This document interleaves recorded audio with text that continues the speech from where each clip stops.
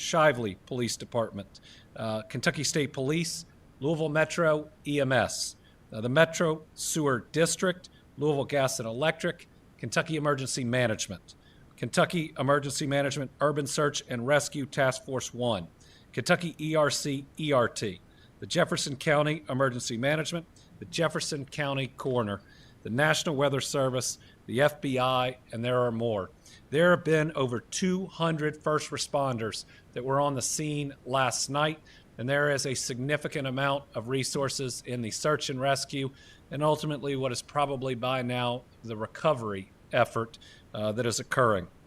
I want to thank everybody who was working overnight when it was dangerous, when there was other flammable or explosive materials, but they were searching to try to find any and all survivors and to locate any bodies to try to give families the closure that they deserve.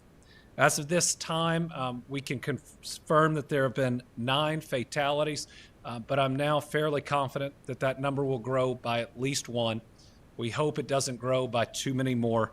I believe by this afternoon we'll have a pretty good grasp of both the number of fatalities and, if there are any, the number of missing persons that we're still looking for.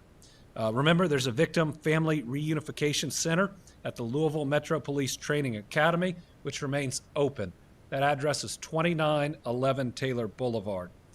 As of last night, there had been 16 different families there. I think the mayor's providing an update where that number may now have shrank.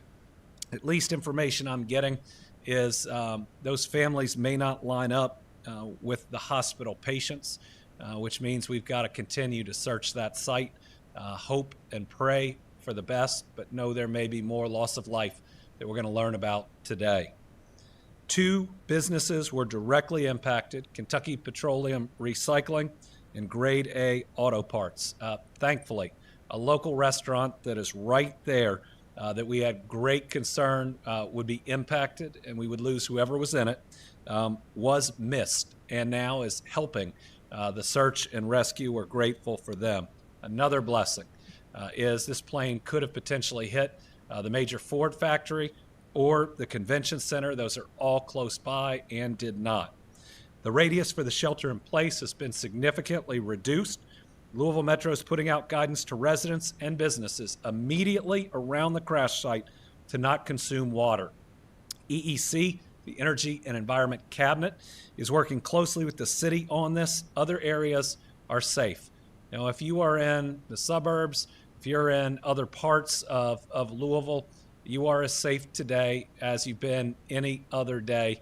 The air is fine, your water is fine, but that immediately around the crash site, we're just trying to be very careful.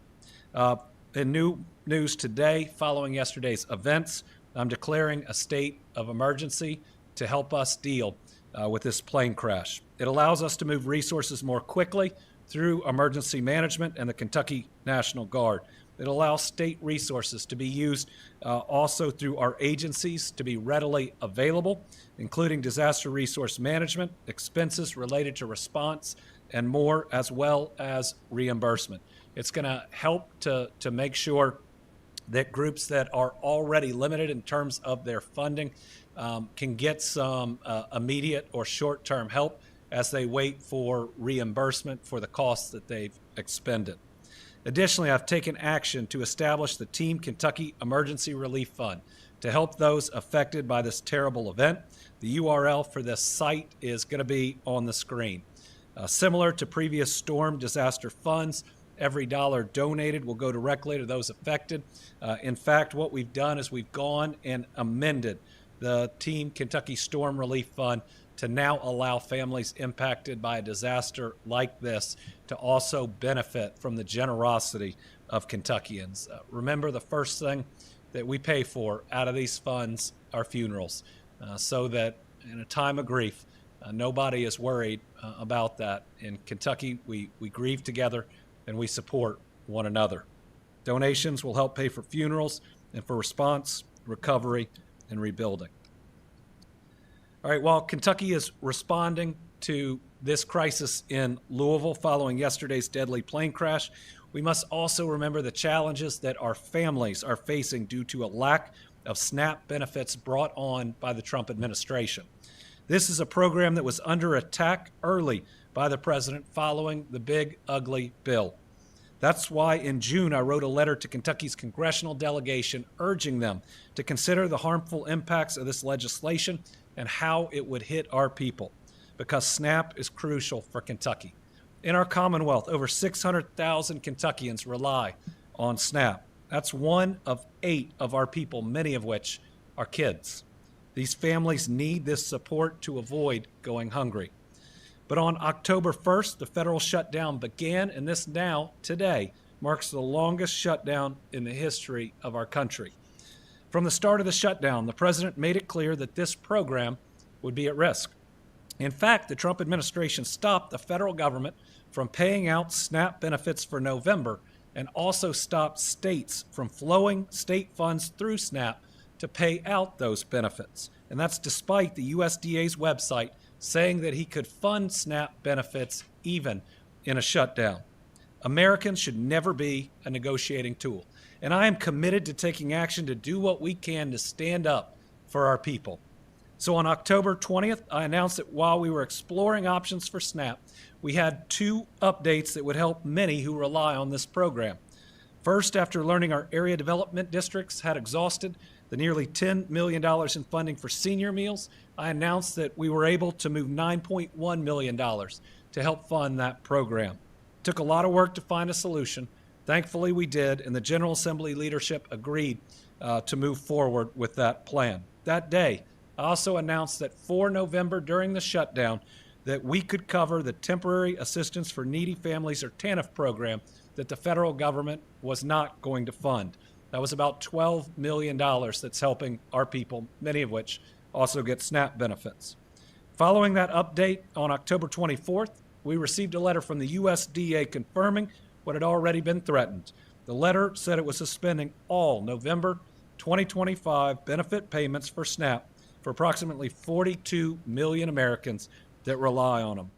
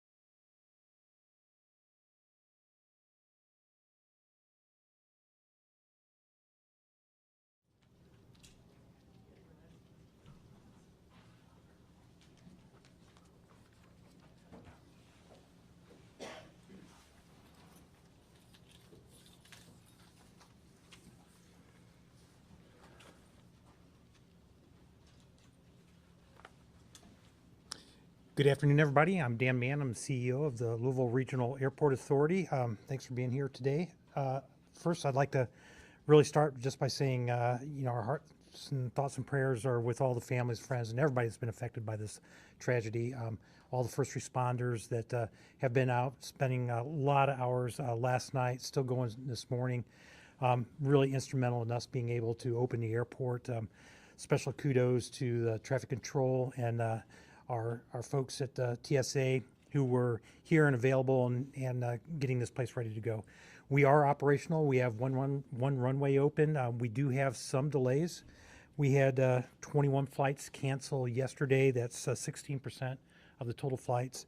And then as of today, we've had 16 flights cancel, 12% of our total flights. We expect there'll probably be many delays and a few more cancellations until we get another runway open. But we are operational. TSA is screening passengers and the tower is clearing aircraft. And so we are moving along in that fashion. The last part I'd like to say is the NTSB has arrived. They're on the scene. I expect you will hear from them later today. We don't have an exact time, but they are out on the airfield, and I believe they will be in sometime this afternoon, and you'll hear more information on that. That's all I have for right now, Mayor. Thanks, Dan. Good afternoon, everyone. First, I want to speak directly to the families who are still waiting for information about their loved ones. I know there are simply no words that can undo what happened, that can provide true comfort at this moment with lack of information and pain that you're feeling. But please know that everyone in Louisville, myself, all levels of government across the state, the federal level, we are all here for you. We are here to support you, to provide you with the resources that you need. People are working right now to get you the information you're seeking as quick as we possibly can, and we will continue to stay with you. This is not something that will go away overnight. We know that your pain will continue for days, months, years ahead, and so we are here to support each and every one of you.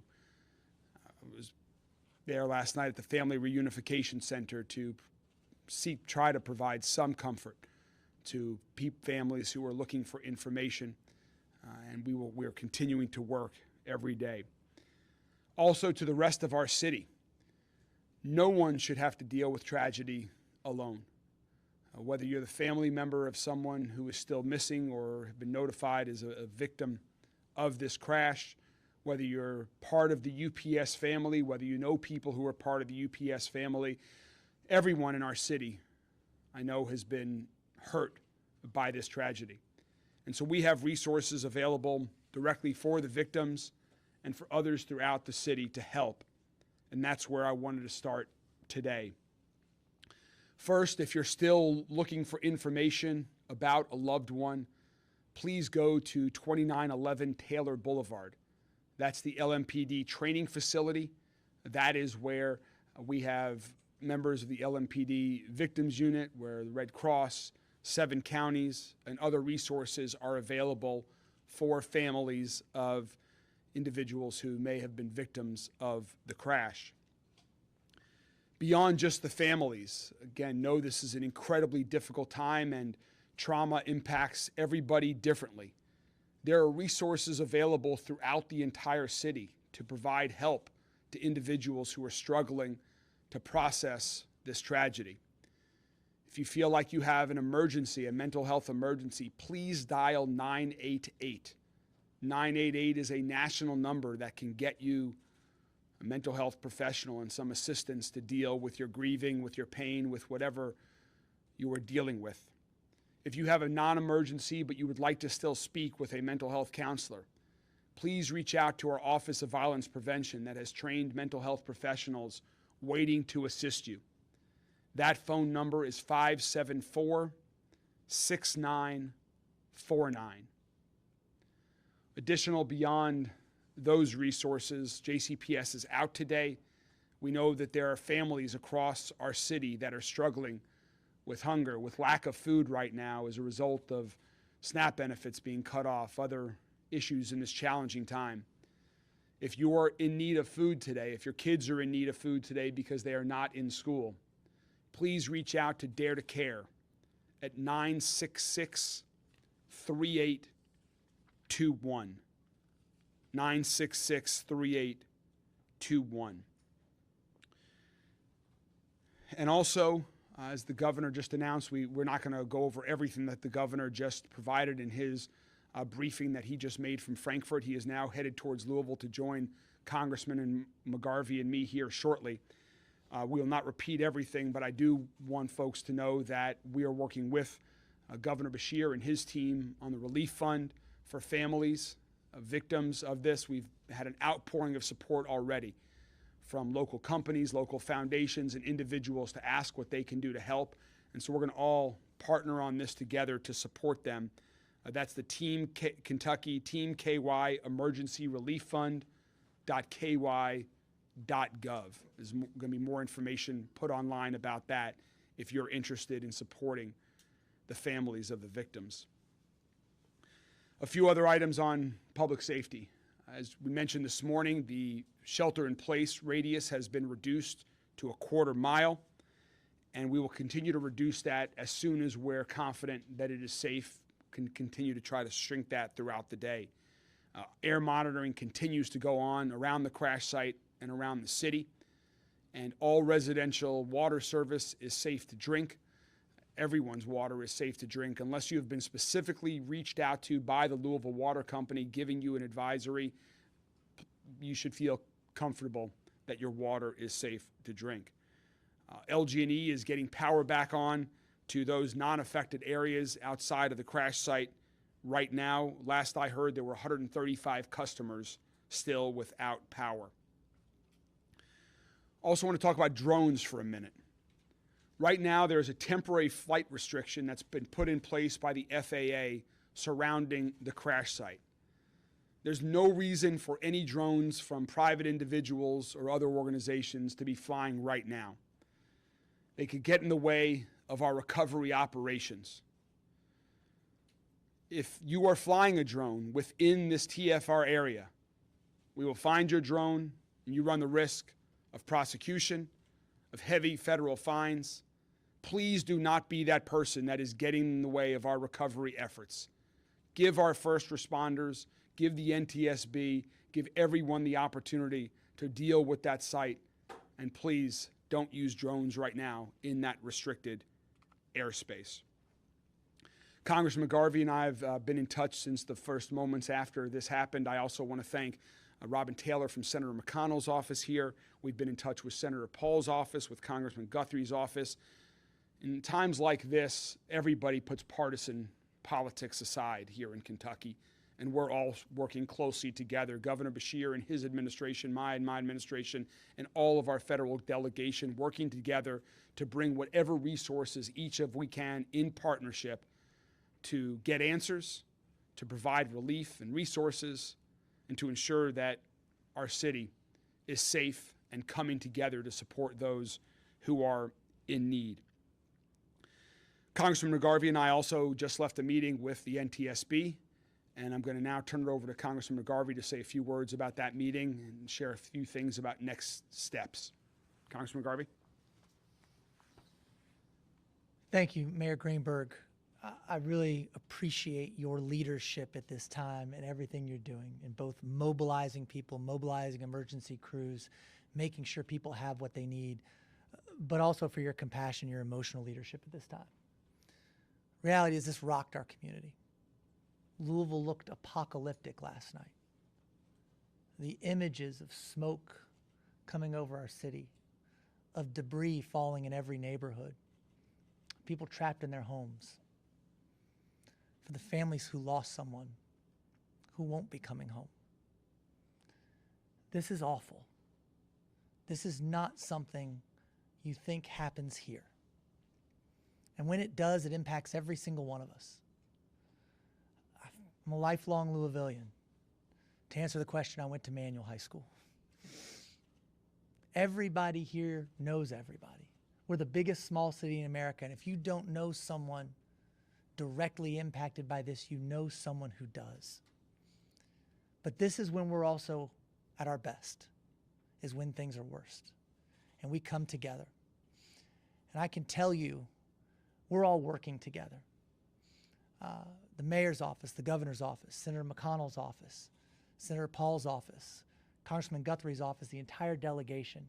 We are bringing the full resources of the federal government to bear on this tragedy to make sure that we get answers as quickly as possible, but also, and I stress that those answers are correct. And it can be frustrating. We all want to know what happened right now. We've seen some of the images online, and there's a lot of internet sleuths. The NTSB is here.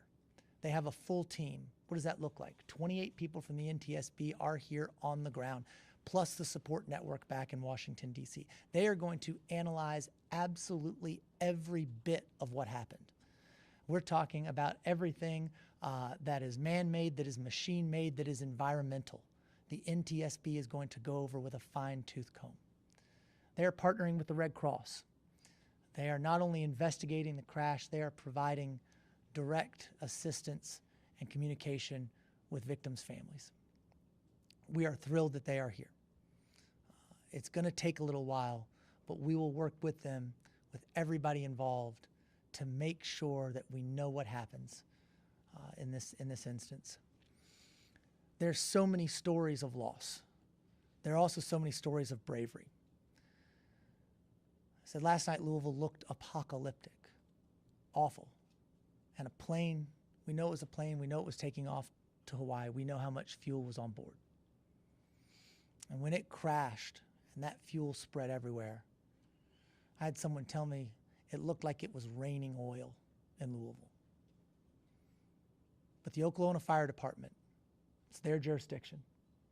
And Chief Little, you and your firefighters did not hesitate. You put your gear on, you got in those trucks, and you raced head first into a truly apocalyptic scene without regard to your own safety or well-being, to do what you do best, to protect our community. Every single one of your firefighters was out last night with the hundreds of others from not just across our county, but across our state. We are extremely grateful for your bravery. We're extremely grateful for your training. It was just 2 weeks ago that we were training for something unfortunately like this. We're grateful for what you do. We're grateful for how you do it. And I want to invite Chief Little from Oklahoma to come up and say a few words.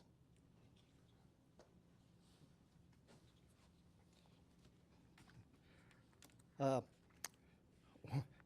like to say good afternoon to everyone, give you a brief statement and update about our situation.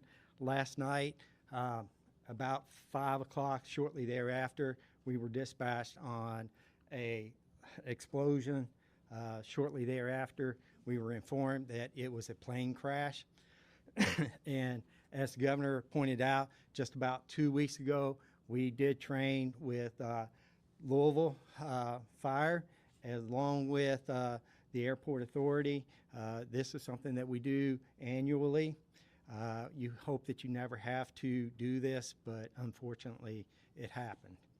So last night we had roughly 38 companies on scene. We had multiple agencies from across the state. We had, and please forgive me, those agencies if I do not name you, but Bardstown, Bullitt County, Lexington, all responded here. We worked with MetroSafe, Louisville Metro EMS, Louisville PD, and all the county fire departments across our county here. They were all represented.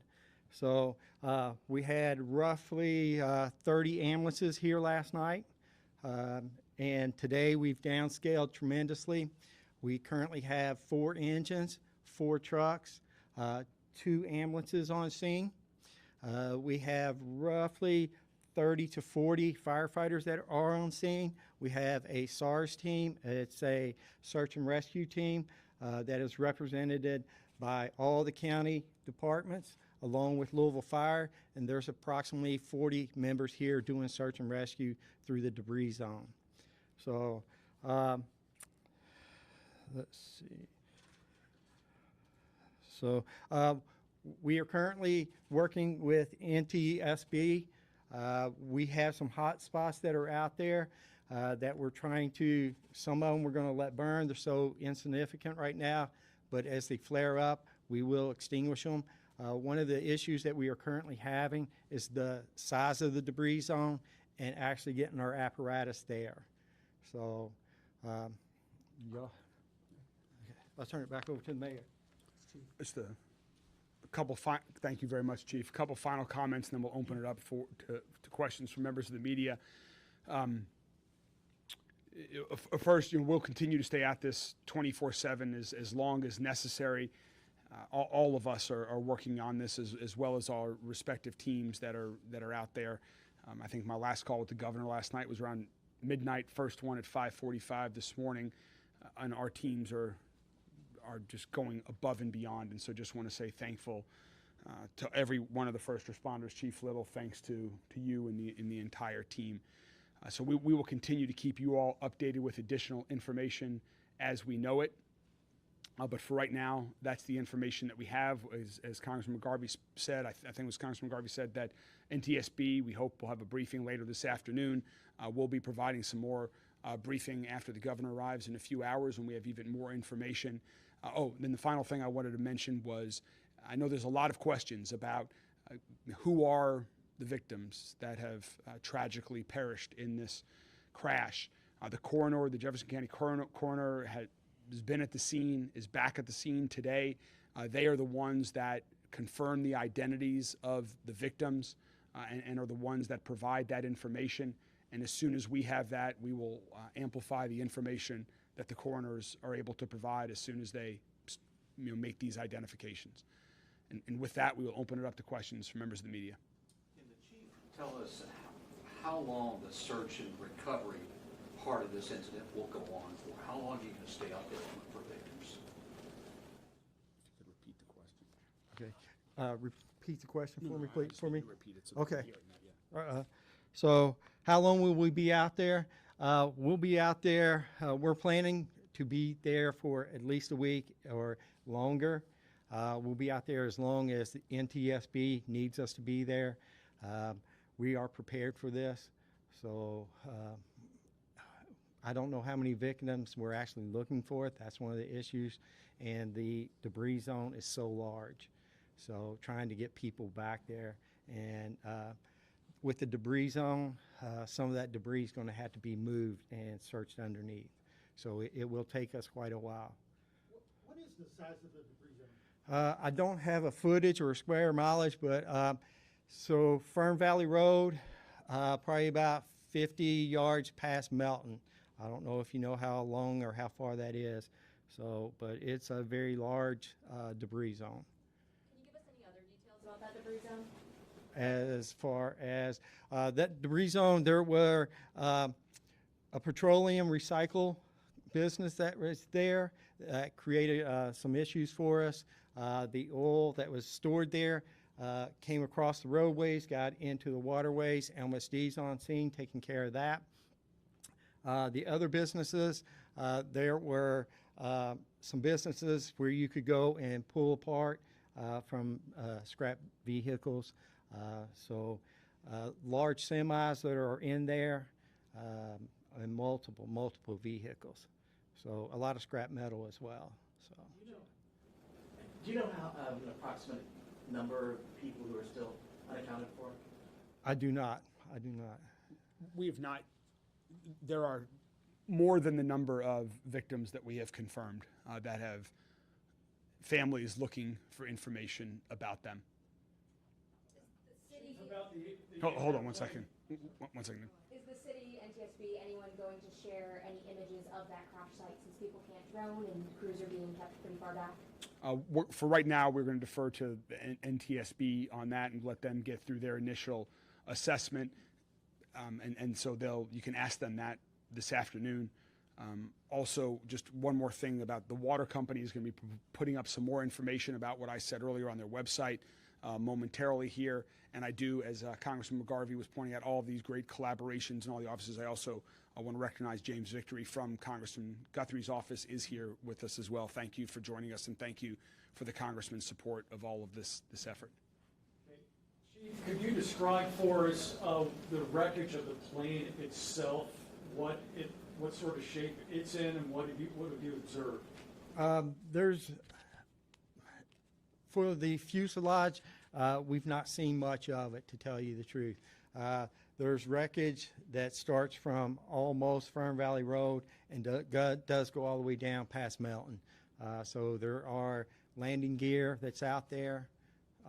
You would not see a whole fuselage. With the intense fire that was there, most of things are gone. So including some of the vehicles, the semis, and the plane. The governor had many words of praise for your actions last night and your quick response. And in his words, I think he said things could have been much worse. What else could have happened here without your quick response? Right here, we're so lucky, to be honest with you. This is not a residential area. Thank God that some of the employees had already left, being after 5 o'clock, so it could have been more catastrophic for us. Can you share what the Emergency Management Agency found through its air quality testing, and what specific findings led to the shelter-in-place order?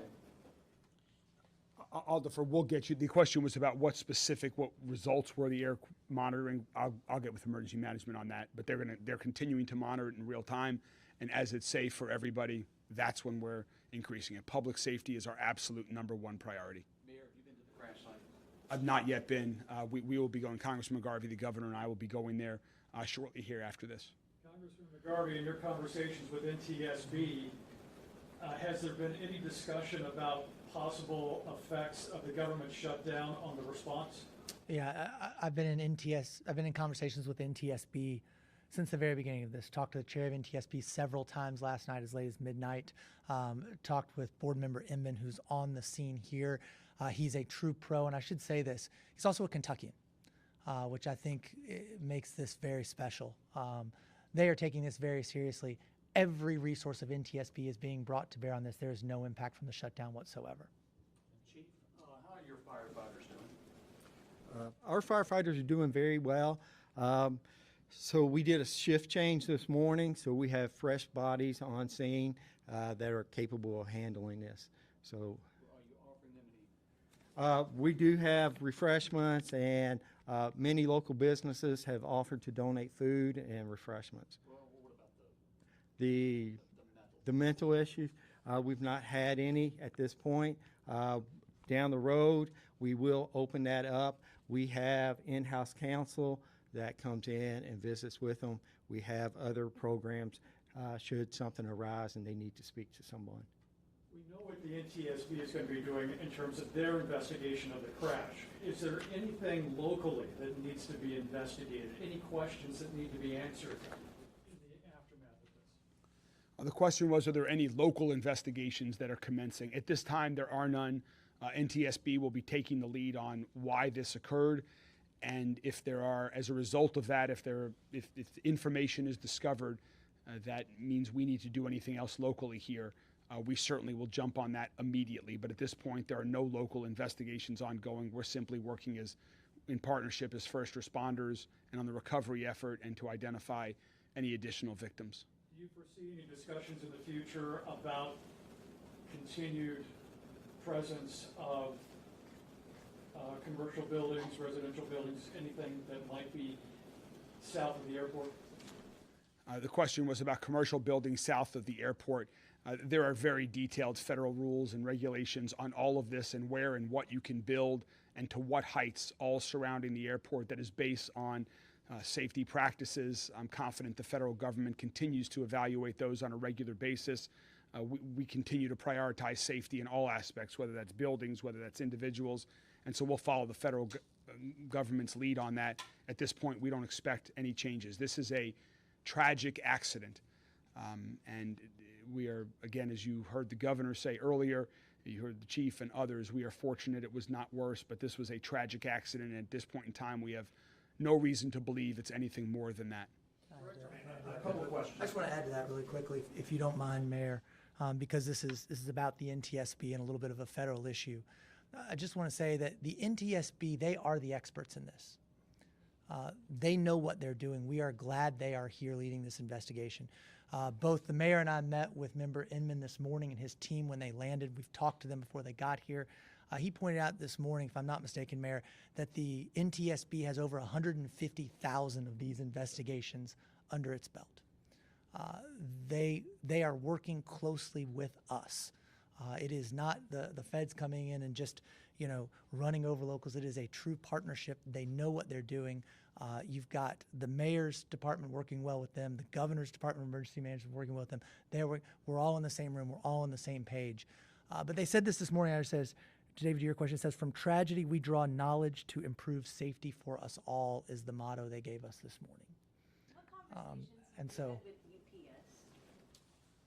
UPS? The question was a conversation I've had with UPS. I've spoken to several UPS executives. They are fully cooperating with the NTSB. They're working on providing support to all of the victims' families at this point in time. Are all of the victims UPS employees? The question is, are all of the victims UPS employees? Again, we have not identified the victims. I do not believe that to be the case. We have, UPS has disclosed that there are 3 crew members. Beyond that, I have no knowledge that any of the other victims are UPS employees, but I just don't know at this point in time. They might have been off duty or something like that, so I just don't know that for a fact. A couple more questions. Couple questions for Director Mann, just short questions. One, you discussed how one runway was open. What is the status of the other runway? Was there any damage sustained? And also, we're looking into the flight that took off yesterday. Were there any maintenance issues or concerns before takeoff that were addressed? No, so we have one runway open. There was no FOD or debris, so we were able to open that with NTSB's concurrence. The primary runway, our west parallel runway, has FOD, and that's where the NTSB is focusing right now. They'll go through all their inspections. The east parallel runway has a little bit of debris. We think that may be able to open this afternoon. As it relates to inspections, problems with maintenance, we just finished part 139 is a compliance inspection with the FAA, and we have records on every inspection we do on the airfield. I think within an hour prior to that flight, our ops team had been out there and done an inspection, and everything was fine. So from a maintenance perspective, it looks good. As it relates to damage to the airfield, there's debris. There's some minor problems in the grass and the safety areas. The physical pavement is in fine shape right now. So it will open as soon as we have clearance from the NTSB to do so. Again, that takes some time. We have the one runway. We think we'll have the second one open, but we can operate fine with the parallel runway, with especially the air carrier traffic. All right, we will provide an update on when our next briefing is later this afternoon, and we thank you all very much. We'll continue to keep the entire community updated as soon as we have additional new information. Thank you all very much, and God bless everyone here in Louisville and around the region. These are tough times. We will get through it together. Thank you.